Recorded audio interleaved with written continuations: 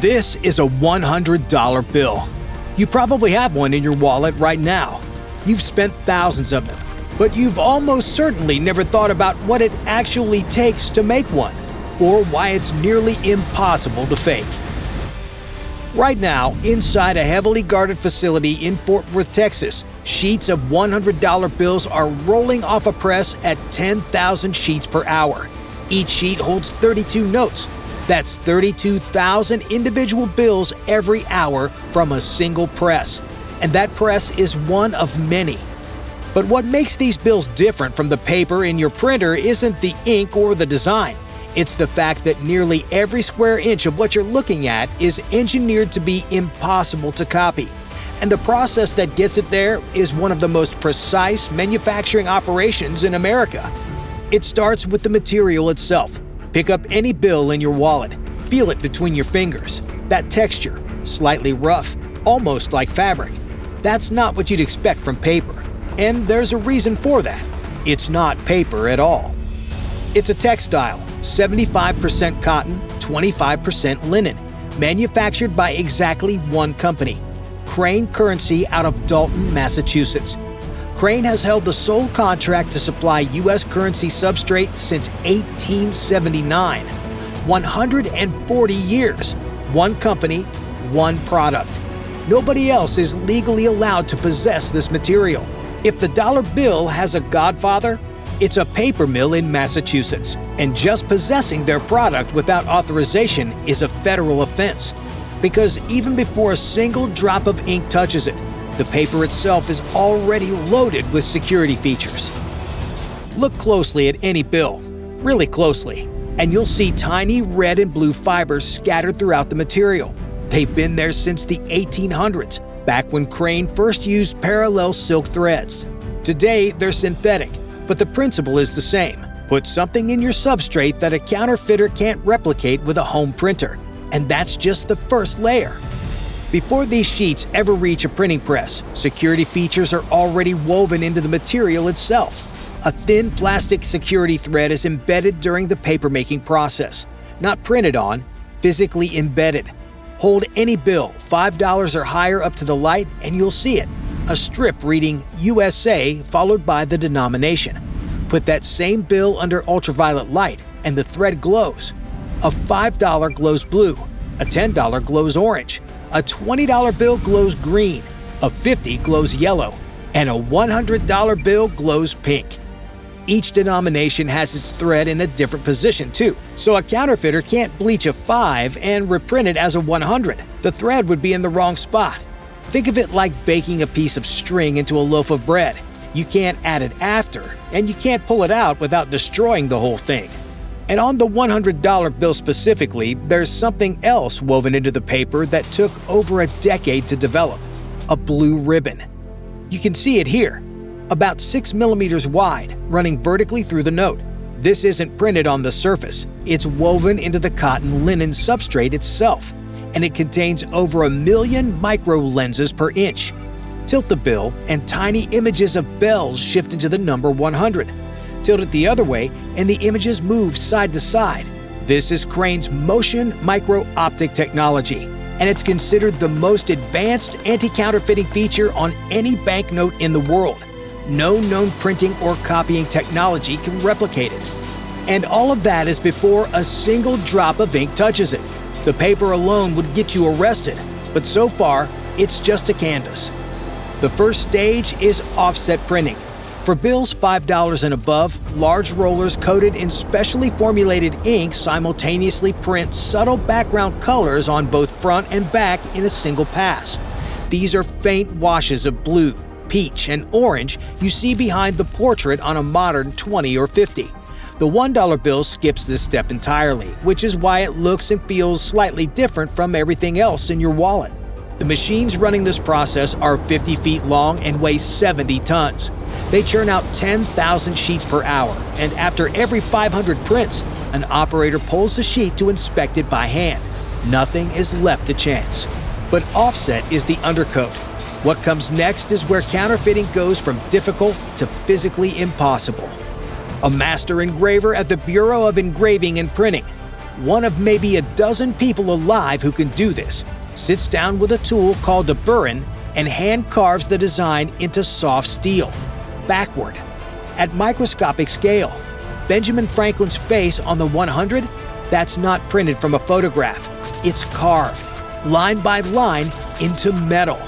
A single portrait can take months to complete, and if the engraver's hand slips on cut number 10,000, they don't hit undo, they start over.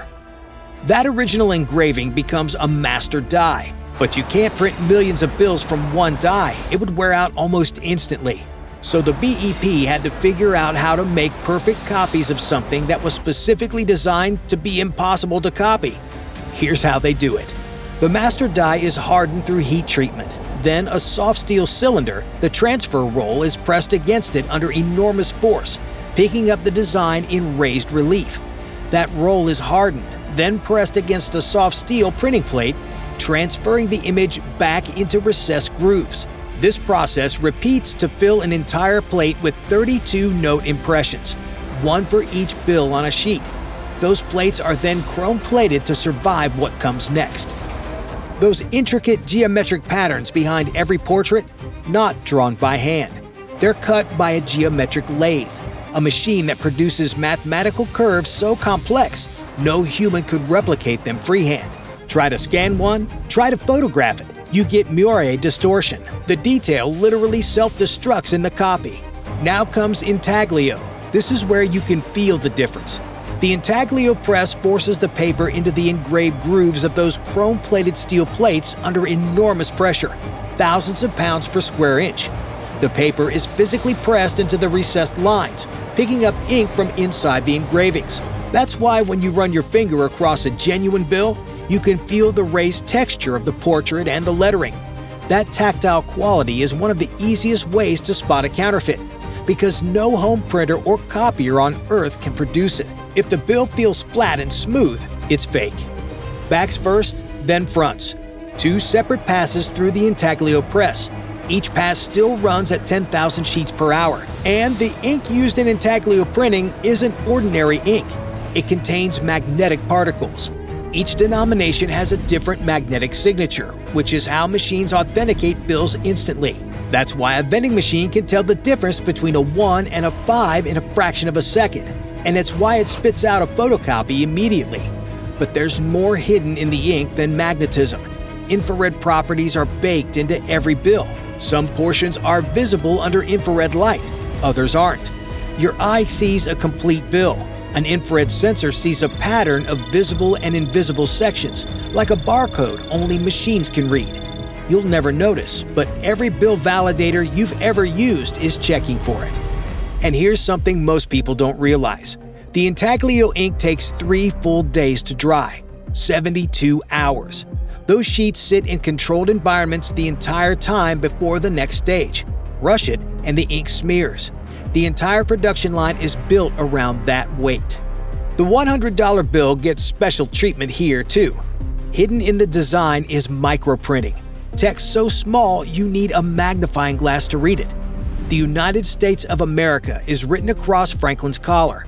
USA 100 appears around the blank space near the watermark.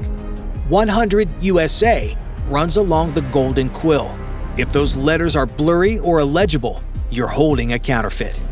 Then there's the bell in the inkwell, a copper-colored image of the Liberty Bell sitting inside a replica of the Sing inkstand used to sign the Declaration of Independence. Tilt the bill, and the bell appears and disappears, shifting from copper to green. It uses the same color-shifting ink technology as the large 100 numeral in the lower right corner. Stage 3 is the letterpress, officially called COPE, the Currency Overprinting Processing Equipment. This is where a sheet of identical bills becomes 32 unique pieces of currency. Serial numbers, the Treasury Department seal, the Federal Reserve seal, and the color-shifting denomination numeral all get printed in this final pass. The serial numbers follow a specific format of 11 characters, a mix of letters and numbers. Pull out a $100 bill and look at the green serial number. If it starts with something like PB12345678C, here's what you're reading. That first letter, P, tells you the series year, and in this case, 2017. The second letter, B, tells you it was issued by the Federal Reserve Bank of New York. The 8 digits in the middle are the unique note identifier. And that final letter, C, means it's the third production run of that series. Every combination is unique. No two bills on Earth share a serial number. And those 12 Federal Reserve districts, Boston through San Francisco, each assigned a letter, A through L, mean that every bill in the country can be tracked back to the exact bank that put it into circulation. For bills $10 and above, this stage also applies the color-shifting ink to the large denomination numeral in the lower right-hand corner. Tilt a 20 or a 100, and that number shifts from copper to green. Another feature that's extremely difficult to counterfeit. Every bill is now one of a kind. But the BEP doesn't take anyone's word for it, not even their own. Once printing is complete, the sheets pass through the offline currency inspection system, a gauntlet of high-speed cameras scanning both sides of every sheet at production speed. The system compares each note against a digital reference standard, checking everything from ink coverage and color accuracy to alignment and defects invisible to the human eye. Any note that fails gets pulled. The rejected note is replaced with a star note. You can identify these by the star symbol in the serial number. If you've got one, hold on to it. Collectors pay a premium. The sheets are then guillotine cut, first into strips, then into individual notes. Every bill comes out exactly 6.14 inches long and 2.61 inches wide. Those dimensions haven't changed since 1929, and they have to be precise because ATMs, vending machines, and bill counters are calibrated to reject anything that doesn't match. Notes are banded into straps of 100, color-coded by denomination. Blue for ones, violet for 20s, gold for hundreds. Straps become bricks. Bricks go onto skids, and those skids are locked inside armored trucks operated by carriers like Brinks and Loomis. Destination? One of 28 Federal Reserve Bank cash offices spread across the country. The Federal Reserve doesn't just hand out new money, it replaces worn currency. Banks deposit beat-up bills, the Fed inspects them, destroys the unfit ones, and sends fresh replacements. It's a constant cycle, and it moves roughly $480 million in new currency per day. It costs roughly 8 cents to print a $1 bill. A 100 costs about 14 cents. Let that land for a second. 14 cents to produce something worth $100, and it'll last. A $1 bill survives about 6.6 years before it's too worn to circulate. A 100? Almost 23 years. The Fed destroys roughly 7,000 tons of worn currency every year. An estimated 60 to 80% of all $100 bills end up outside the United States. As of 2024, there's $1.9 trillion in $100 bills circulating around the world. That's 82% of all U.S. currency by value in a single denomination. The $100 bill isn't just America's most secure note, it's the world's most trusted store of value. And it's also the most counterfeited denomination internationally.